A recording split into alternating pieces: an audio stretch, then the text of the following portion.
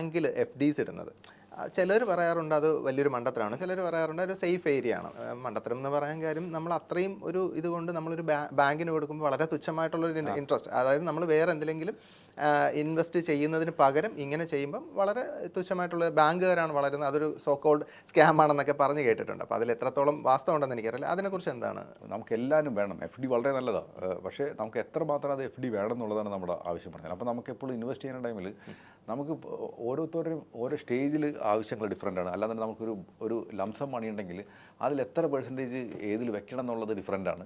അപ്പോൾ ഇതെല്ലാവരും നമ്മൾ മനസ്സിലാക്കിയിട്ട് വേണം നമ്മൾ എപ്പോഴും നമ്മൾ ഇൻവെസ്റ്റ് ചെയ്യാനായിട്ട്. അപ്പോൾ ഇപ്പോൾ ഒരാളെടുത്തൊരു കിട്ടുന്ന ശമ്പളം ആ മാസം തന്നെ തീർന്നു പോകുന്ന ഒരാളാണെന്നുണ്ടെങ്കിൽ ഇനീഷ്യലി FDയോ അല്ലെങ്കിൽ ഡെറ്റ് ഫണ്ടിൽ മാത്രം ഇട്ടിട്ട് ഒരു 6 മാസത്തേക്കുള്ള എക്സ്പെൻസ് അതിൽ മീറ്റ് ചെയ്യുക. അതാണ് എമർജൻസി ഫണ്ട്. അതിന് ഈ FD പോലത്തെ അല്ലെങ്കിൽ ഡെറ്റ് ഫണ്ടേ പാടുള്ളൂ. ഇനി അത് കഴിഞ്ഞിട്ടുള്ള എക്സ്ട്രാ പൈസയാണ് ശരിക്കും പറഞ്ഞാൽ നമ്മൾ മ്യൂച്വൽ ഫണ്ടിലേക്കൊക്കെ നമ്മൾ ആലോചിക്കേണ്ടത്. അല്ലാണ്ട് ഡേ 1 തുടങ്ങിയിട്ട് മ്യൂച്വൽ ഫണ്ടിൽ ഇപ്പോൾ ഒരു സ്മോൾ ക്യാപ്പിൽ അല്ലെങ്കിൽ ഡിഫൻസ് ഫണ്ടിൽ നല്ല റിട്ടേൺ പാസ് പെർഫോമൻസ് ഉണ്ടെന്ന് പറഞ്ഞ് കൊണ്ടുപോയിട്ട് ഇൻവെസ്റ്റ് ചെയ്യലല്ല വേണ്ടത്.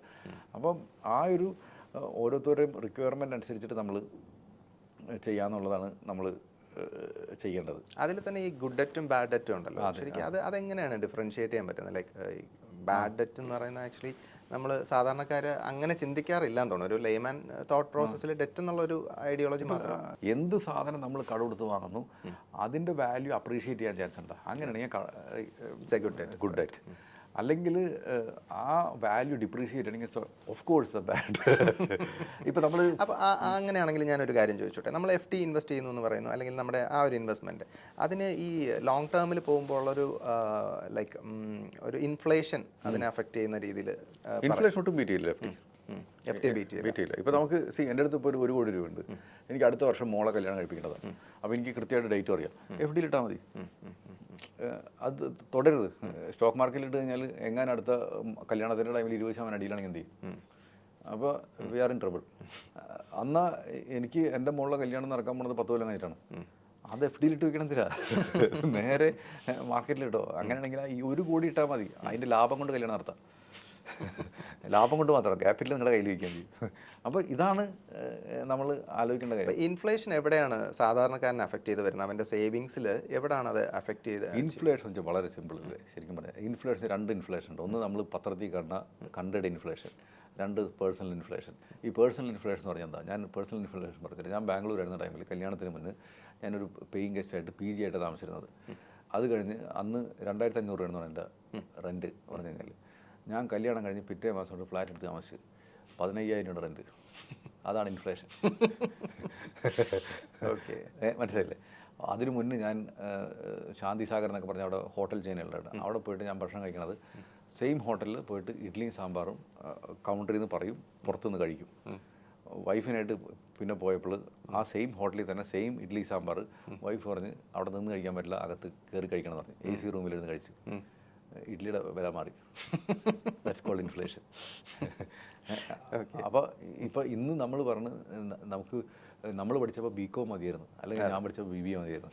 എൻ്റെ മോൾക്ക് BBA പറ്റില്ല, ചിലപ്പോൾ എന്തെങ്കിലും വലിയ മൾട്ടിമീഡിയ അല്ലാന്നുണ്ടെങ്കിൽ IAയുടെ കോഴ്സ് പഠിക്കണം. അപ്പോൾ ആ ഫീസ് എത്രയായിരിക്കും? അല്ലെങ്കിൽ ഞാൻ പഠിച്ചത് ചിലപ്പോൾ എൻ്റെ നാട്ടിൽ തന്നെയുള്ള കോളേജിലായിരിക്കും. മോൾക്ക് US പോയി പഠിക്കണമെന്ന്. That's inflation. ഈവൻ ഈ സാധനം നമ്മുടെ നാട്ടിൽ തന്നെ ആണെങ്കിലും ഞാൻ പഠിച്ചിരുന്നപ്പോൾ BBAക്ക് ഞാൻ സ്പോർട്സ് കോട്ട ആയിരുന്നു. 750 രൂപയാണ് ഞാൻ ഇയർലി ഫീസ് കൊടുത്തിരുന്നത്. ആ സാധനം ഇപ്പോൾ കിട്ടുമോ? 750 രൂപ. That's inflation. അപ്പോൾ ഇതിനെ ബീറ്റ് ചെയ്യാനായിട്ട് FD വളരുമോ? ഞാൻ പറഞ്ഞു ഇന്ന് ഇപ്പോൾ BBAക്ക് പഠിക്കണമെന്നുണ്ടെങ്കിൽ എനിക്ക് തോന്നുന്നു ചിലപ്പോൾ 6000 രൂപ 5000 രൂപയാണ് ഗവൺമെൻറ് ഫീസിനേക്ക്. ഞാൻ പറഞ്ഞു എൻ്റെ മോൾക്ക് BBA പഠിക്കണം, 6000 രൂപ FDയിൽ ഇട്ട് വയ്ക്കുക. FD എന്ന് വളരേണ്ട മാത്രം പൈസ വെച്ചിട്ട് എനിക്ക് 10 കൊല്ലം ഒരു 5 കൊല്ലം കഴിഞ്ഞാൽ എഡ്യൂക്കേഷൻ ബീറ്റ് ചെയ്യാൻ പറ്റുമോ? ഇല്ല. അതിന് you need inflation adjusted growth. ഒരു ഫ്യൂച്ചറിസ്റ്റിക് കാൽക്കുലേഷൻ മസ്റ്റായിട്ട് വേണമല്ലോ ഈ ഒരു. അതിന് ശരിക്കും പറഞ്ഞാൽ ഈ പറഞ്ഞ ഒരു ഇൻവെസ്റ്റ്മെന്റ് പ്ലാനിങ് നടത്തിയിട്ട് ചെയ്യാവൂ. അതിനാണ് എനിക്ക് തോന്നുന്നത് ഇത്തരം ഒരു അഡ്വൈസ് നമ്മൾ എടുക്കേണ്ടത് അല്ലേ. നോർമലി ഒരു സാധാരണക്കാരനെ സംബന്ധിച്ചിടത്തോളം അത്തരം ചിന്താഗതികളില്ല. എനിക്ക് തോന്നുന്നു even personal budget write down ചെയ്യുന്ന ഒരു ശീലം പോലും കുറവാണെന്ന് എനിക്ക് തോന്നുന്നു. അത് ഏറ്റവും നല്ലത് കൈകൊണ്ട് എഴുതാനെങ്കിൽ കുറച്ച്. ഇപ്പം നേരത്തെ ശ്രീജിത്ത് പറഞ്ഞ കാര്യത്തിൽ ബാഡ് ഡെറ്റ് എന്ന് പറഞ്ഞിട്ട് നമ്മൾ പറഞ്ഞു. ഇപ്പം നമ്മൾ പറഞ്ഞൊരു മൊബൈൽ വാങ്ങണത് ലോൺ എടുത്ത് വാങ്ങുന്നത് ചിലപ്പോൾ ബാഡ് ഡെറ്റ് ആയിരിക്കും. പക്ഷേ നമ്മളിപ്പോൾ ഐഫോൺ വാങ്ങണം, ഇപ്പോൾ ശ്രീജിത്ത് ഐഫോൺ വാങ്ങണം, അത് ഇപ്പോൾ ചിലപ്പോൾ ലോൺ എടുത്ത് വാങ്ങണമെന്നായിരിക്കും. അത് പക്ഷേ ശ്രീജിത്ത് അത് ഉപയോഗിച്ചിട്ട് ഒരു യൂട്യൂബ് ചാനൽ നടത്തണം. എന്നിട്ട് അതിൽ നിന്ന് വരുമാനം ഉണ്ടാക്കാൻ നിൽക്കണം. അങ്ങനെയാണെങ്കിൽ ആക്ച്വലി സ്പീക്കിംഗ് ചിലപ്പോൾ ഞാൻ വാങ്ങണ ഐഫോൺ ചിലപ്പോൾ ബാഡ് ഡേറ്റ് ആയിരിക്കും, ഞങ്ങൾ വാങ്ങണ ഐഫോൺ ചിലപ്പോൾ ഗുഡ് ഡേറ്റ് ആയിരിക്കും. അപ്പോൾ അത് മനസ്സിലാക്കിയിട്ട് വേണം നമ്മൾ depending on the situation and need അല്ലേ, അങ്ങനെ പറയാം. പിന്നെ എനിക്ക് വേറെ ഒരു കാര്യം ചോദിക്കാനുള്ളത്, ഇപ്പോൾ നമ്മൾ ഒരുപാട് സ്റ്റാർട്ടപ്പ് കമ്പനീസും കാര്യങ്ങളൊക്കെ നമുക്കിപ്പം ഈവൻ നമ്മുടെ നാട്ടിലാണെങ്കിലും കേരളത്തിലാണെങ്കിലും ഒരുപാട് സ്റ്റാർട്ടപ്പ് കമ്പനീസ് വരുന്നുണ്ടല്ലോ. സോ അവരെ സംബന്ധിച്ചിടത്തോളം ഒരു പുതിയ ഒരു ഇതെന്നുള്ള രീതിയിൽ അവർക്ക് ഒരുപാട് ഇപ്പോൾ അക്കൗണ്ട്സ് ഡിപ്പാർട്ട്മെൻ്റ് ഒന്നും കാണണമെന്നില്ല. അപ്പോൾ അവരെ സംബന്ധിച്ചിടത്തോളം ഒരു മണി മാനേജ്മെൻറ്റിന് ഒരു മണി മാനേജ്മെൻറ്റ് ഒരു ടിപ്സോ അങ്ങനെ എന്തെങ്കിലും നമുക്ക് അവരൊരു ഹെൽപ്പ് ചെയ്യുന്ന രീതിയിൽ നമുക്ക് പറഞ്ഞു കൊടുക്കാൻ പറ്റുമോ? ശരിക്കും ഞങ്ങളടുത്ത് കുറേ അങ്ങനത്തെ കുറേ ആൾക്കാരുണ്ട്. അപ്പോൾ ശരിക്കും പറഞ്ഞാൽ ഞങ്ങൾ അവരോട് പറഞ്ഞു കൊടുക്കുന്ന കാര്യമുള്ളൂ. ഫസ്റ്റത്തെ കാര്യം വെച്ചാൽ നിങ്ങളും ബിസിനസ്സിന് രണ്ടാണ്. അതാണ് ഫസ്റ്റ് മനസ്സിലാക്കേണ്ട കാര്യം വെച്ചാൽ. പല ആൾക്കാരുടെയും വിഷയം പറഞ്ഞാൽ ഞാൻ കമ്പനിയുടെ മുതലാളിയല്ലേ, അപ്പോൾ എനിക്ക് കാശ് എപ്പോഴും എടുക്കാമെന്നൊരു തോന്നലുണ്ടാവും. ശരിക്കും പറഞ്ഞാൽ നിങ്ങൾ കമ്പനിയെ സംബന്ധിച്ച് നിങ്ങളൊരു എംപ്ലോയി മാത്രമാണ്.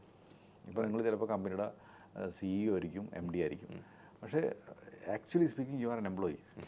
അപ്പോൾ എംപ്ലോയിക്ക് കാശ് എടുക്കാൻ പറ്റുന്ന റൈറ്റ് എന്താ? ശമ്പളം എടുക്കുക. ആ ശമ്പളം എഴുതി വെച്ചിട്ട് കൃത്യമായിട്ട് ശമ്പളം എടുക്കാൻ പറ്റും. അത് ആസ് എ MD നിങ്ങളുടെ റൈറ്റാണ്. ഞാൻ ഈ കമ്പനിക്ക് വേണ്ടി പണിയെടുക്കണം, അത് കമ്പനി അത് തന്നിരിക്കണം.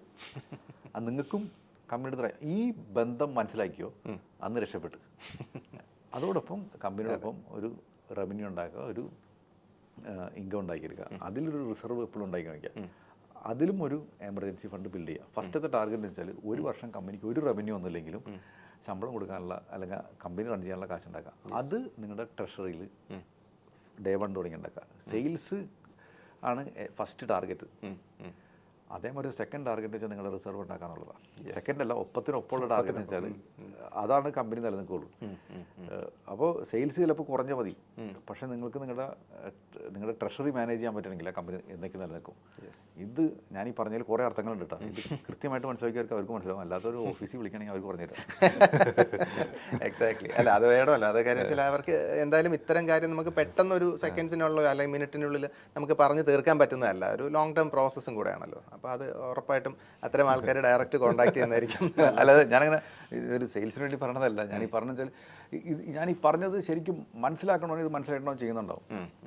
അല്ലാത്തവർക്ക് definitely you sit and think എന്ത് ചെയ്യണം എന്നുള്ളത്. അല്ല, അങ്ങനെയുള്ളവർ ഒരുപാട് ഞാൻ കണ്ടിട്ടുണ്ട്. കാര്യം ആദ്യം ഈ പറഞ്ഞ പോലെ ഒരു പ്രോഫിറ്റ് അല്ലെങ്കിൽ ഒരു മാർജിൻ കെയർ ടേൺ ഓവർ വരുമ്പോൾ അവർ ഈ പറഞ്ഞ പോലെ അവരുടെ പേഴ്സണൽ കാര്യങ്ങൾക്കും അല്ലാതെയും എടുത്ത് ഒരുപാട് സ്പെൻഡ് ചെയ്തിട്ട് അവസാനം ടോട്ടൽ ലോസിലേക്ക് പോകുന്ന അവസ്ഥ, ഈ പറഞ്ഞ പോലെ സാലറി കൊടുക്കാൻ പോലും നിവൃത്തിയില്ലാത്ത അവസ്ഥയിൽ പോകുന്ന ഒരുപാട് കമ്പനീസിനെ നമ്മൾ കണ്ടിട്ടുണ്ട്. അപ്പോൾ അതുകൊണ്ടാണ് ഞാൻ ഈ ഒരു ചോദ്യം ചോദിച്ചത്. Very relevant question. അപ്പോൾ ഇത് എല്ലാവർക്കും അത് എനിക്ക് തോന്നുന്നു നമുക്ക് എല്ലാവർക്കും മാർക്കറ്റിംഗ് സെയിൽസിനൊക്കെ ഭയങ്കര കളർഫുൾ ആയിരിക്കും. പക്ഷേ അക്കൗണ്ട്സ് ടീമിൽ ശരിക്കും പറഞ്ഞാൽ അത് BCom തോറ്റ ഒരുത്തിന് 20,000 രൂപ ശമ്പളം കൊടുത്തായിരിക്കും വെച്ചേക്കണം. എക്സാക്ട്ലി. ശരിക്കും ആ അക്കൗണ്ട്സിലിരിക്കുന്ന ആൾക്ക് മുതലാളിനെ ചോദിക്കാനുള്ള കഴിവുണ്ടാണ്. നിങ്ങൾ എന്താണ് ഇങ്ങനെ ചിലവാക്കണത്, ഇതിന് എങ്ങനെയാണ് നാളെ ഇൻകം വരുന്നത് എന്ന് ചോദിക്കാനുള്ള കഴിവ് അങ്ങേർക്ക് ഉണ്ടാവണം. That is wear things go. As A person എന്നുള്ള രീതിയിൽ നമ്മൾ കൂടുതൽ സംസാരിച്ചില്ല. അപ്പോൾ ഫാമിലിയെ കുറിച്ച് പറയാമോ? എന്താണ് ലൈക്ക് വൈഫ് എന്താണ് ചെയ്യുന്നത്? അല്ലെങ്കിൽ വൈഫ് സിത്താര, ആള് എഴുതും, റൈറ്ററാണ്, പോംസ് ഒക്കെ എഴുതും. പിന്നെ കുറേ പുള്ളി ഷീ ഹാസ് ഹെയർ ഓൺ. അപ്പോൾ എനിക്ക് തോന്നുന്നു you are not interfering in to that business. ഇത് മനസ്സിലാവില്ല ഇന്റർഫിയർ ചെയ്തത്. അതാണ് ഞാൻ വായിക്കാറുണ്ട് സിത്തു എഴുതുന്നത്. അതുകൂടാണ്ട് ആളുടെ കുറച്ച് കമ്മ്യൂണിറ്റി ഒക്കെ ഉണ്ട്, അതിലൊക്കെ ചിലതൊക്കെ പബ്ലിഷ് ചെയ്യാറൊക്കെ ഉണ്ട്. അങ്ങനത്തെ ഒരു എനിക്ക് തോന്നുന്നു ആളും കുറേ ആൾക്കാർക്ക് പബ്ലിഷ് ചെയ്യാനായിട്ടൊക്കെ അയച്ചു കൊടുക്കാറുണ്ട്. എനിക്ക് തോന്നുന്നു അവർക്ക് എന്താ പറയുക, സിത്താര ടാലൻറ്റ് മനസ്സിലായിട്ടില്ലെന്നാണ്. ഐ തിങ്ക് കാലം വഴിയെ മനസ്സിലാക്കും എന്ന് പറയുന്നത്. നമ്മുടെ യേശുദാസ് പാടാൻ പോയപ്പോൾ അദ്ദേഹം റിജക്റ്റഡ് പീസ് ആയിരുന്നു. I think she will get that recognition one day. And മോള് 13 വയസ്സ്, മോനെ കണ്ടില്ലേ, കുഞ്ഞുകുട്ടി. മോൻ 1.25 വയസ്സ്, ധ്രുവ്. മോള് നക്ഷത്ര. ആൻഡ് ഫാദറൊക്കെ കൊടുങ്ങല്ലൂർ. അവരവിടെ സെറ്റിലാണ്. അവരവിടെ, ഞങ്ങൾ കൊടുങ്ങല്ലൂർക്കാരാണ്. പിന്നെ ബ്രദർ, 2 സിസ്റ്റേഴ്സ്. ഒരാൾ കല്യാണം കഴിക്കാണ്ട്, ഒരാൾ കല്യാണം കഴിച്ച് പുറത്താണ്. ഹാപ്പി ഫാമിലി ആയിട്ട് പോകുന്നു. Very good. അപ്പോൾ അതിനകത്തുള്ളൊരു പേഴ്സണൽ ബഡ്ജറ്റിങ്ങിലൊക്കെ ഇൻവോൾവ്മെന്റ് ഉണ്ടാവും? അതൊക്കെ വൈഫാണോ? അതൊക്കെ ഞാൻ എൻ്റെ വൈഫ് അത്രയധികം, വൈഫിന് ഒരു മാസം ഒരു ശമ്പളമുണ്ട്.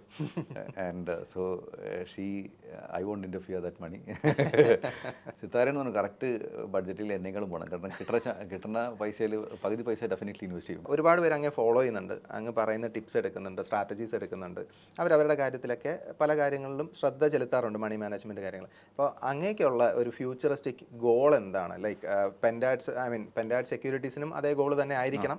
ഞാൻ അത്തരം ഒരു പ്രൊഫഷണൽ ഗോളാണ് ഞാൻ ഉദ്ദേശിക്കുന്നത്. ഓക്കെ, എനിക്ക് സത്യം പറഞ്ഞാൽ പെൻഡാഡിൽ ഞാനെപ്പോഴും ഓഫീസിൽ ഞാൻ എല്ലാവരോടും പറഞ്ഞു കൊടുക്കുന്ന കാര്യം വെച്ചാൽ നമ്മൾ എല്ലാവരെയും ഒരു ഡിസിപ്ലിൻ ഇൻവെസ്റ്റേഴ്സ് ആക്കാന്നുള്ളതാണ് ഞങ്ങളുടെ ഒരു ആവശ്യം. ഈ ഡിസിപ്ലിൻ ഇൻവെസ്റ്റർ ആവണമെന്നുണ്ടെങ്കിൽ എല്ലാവർക്കും ഒരു ഗോളിനെ ബേസ് ചെയ്തിട്ട്, ഫിനാൻഷ്യൽ ഗോളിനെ ബേസ് ചെയ്തിട്ട് ഇൻവെസ്റ്റ് ചെയ്യണം. അതിന് ഞങ്ങൾക്ക് ചെയ്യാവുന്ന കാര്യം വെച്ചാൽ ഇവരെ ഇൻസ്പയർ ചെയ്യുക, സേവ് ചെയ്യാനും ഇൻവെസ്റ്റ് ചെയ്യാനും പൈസ പ്രൊട്ടക്ട് ചെയ്യാനായിട്ട്. ഇതാണ് ഞങ്ങൾക്ക് ചെയ്യാവുന്ന ഒരു റോള് പറഞ്ഞു കഴിഞ്ഞാൽ. അപ്പോൾ ഞാൻ ഓഫീസിൽ എല്ലാവരോടും പറഞ്ഞു കൊടുക്കാറുണ്ട്. അത് എത്രമാത്രം ശരിയാവേണ്ടെന്നുള്ളത് വിളിക്കുന്ന ക്ലയൻസിന് പറയാൻ പറ്റും. പക്ഷേ ഒരാൾ വിളിക്കുന്ന ടൈമിൽ അവർക്ക് എന്തെങ്കിലും ഒരു പ്രോബ്ലം ഉണ്ടാവും, അല്ലെങ്കിൽ എന്തെങ്കിലും ഒരു ആഗ്രഹം ഉണ്ടാവും. എനിക്ക് തോന്നുന്നു എല്ലാ സെയിൽസിലും നടക്കുന്ന ഒരു കാര്യം. അപ്പോൾ ഞങ്ങളുടെ കേസിൽ ഭയങ്കര കറക്റ്റ് ആയിരിക്കും. ഒന്നുമില്ലെങ്കിൽ അവർക്ക് വല്ല കടോ അല്ലെങ്കിൽ അവർക്ക് പൈസ മാനേജ് ചെയ്യാൻ പറ്റില്ല. അതാണ് അവരുടെ പ്രോബ്ലം. രണ്ടാമത്തെ കാര്യം വെച്ചാൽ ഇങ്ങനെ പൈസ വരുന്നുണ്ട്, എനിക്ക് റിട്ടയർമെൻറ്റ് എടുക്കണം, ഇതൊക്കെയുണ്ട്. ചിലപ്പോൾ ക്ലയൻസ് പോലും വിചാരിച്ചിട്ടുണ്ടാവില്ല. പക്ഷേ ഒരു ക്ലയൻറ്റിന് റിട്ടയർമെൻറ്റ് എടുക്കണമെങ്കിൽ മിനിമം ഒരു 3 കോടി രൂപ വേണം. ആ 3 കോടി എത്തിക്കുക എന്നുള്ളതാണ് ഞങ്ങളുടെ വാല്യൂ അഡിക്ഷൻ.